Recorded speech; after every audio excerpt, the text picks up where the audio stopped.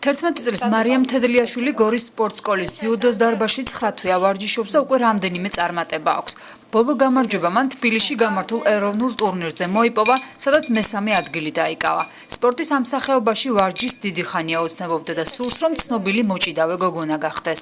ძალიან მიყვარდა ხოლმე ჭიდაობა და მე დედა შემსთხარი რომ მივიყვანე ჭიდაობაზე.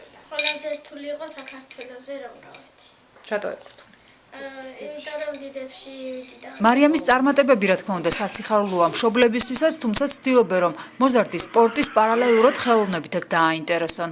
ცოტა მიჭირს მაგის შეგუება რომ ეგრე გახდება, მაგრამ ხედავთ ამის ახლა ციკლაზე უნდა მივიყვანე რომ ცოტა ტანი შეინარჩუნოს.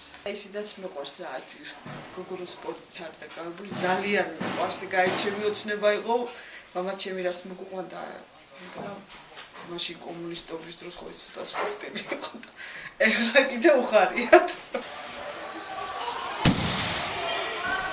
გორის ძიუდოს დარბაზში მარიამთან ერთად კიდევ 2 გოგონა ვარჯიშობს. წვრთნელი თითოეულ მათგანს დიდ სპორტულ მომავალს უწინასწარმეტყველებს, თუმცა ამბობს, რომ გოგონათა დაინტერესება სპორტის ამ სახეობით შიდა ქართლში ჯერჯერობით არასახარბიელოა.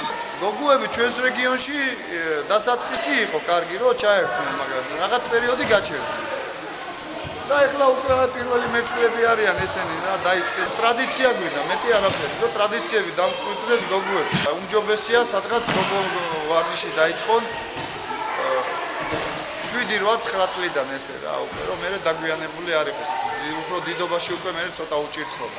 ძიუდოსთან შედარებით გაცილებით მეტი გოგონაა ტანვარჯიშის ჯგუფში, თუმცა ამ შემთხვევაში მწვრთნელები არასათანადო პირობებზე მიუთითებენ. 3 მწვრთნელია ქალი, რომლებსაც 2 ჯგუფია. თვითონ ჯგუფში მინიმუმ 10 გოგონა მაინც არის.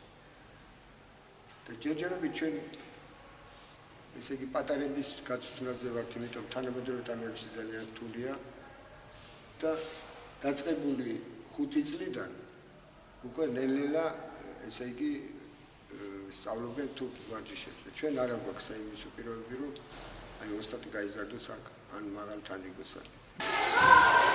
ის მოზარდი გოგონები კი, რომლებიც სპორტულ ცხოვრებაში უკვე აქტიურად ჩაერთნენ, მორიგი წარმატებისთვის ემზადებიან, მიუხედავად ხანდახან მიღებული კრიტიკული შენიშვნებისა. რავი, გაკვეთილებიც ისწავლე ხოლმე კარგად და რავი, ეგ ჭიდაობა საიხელო და რაღაცა.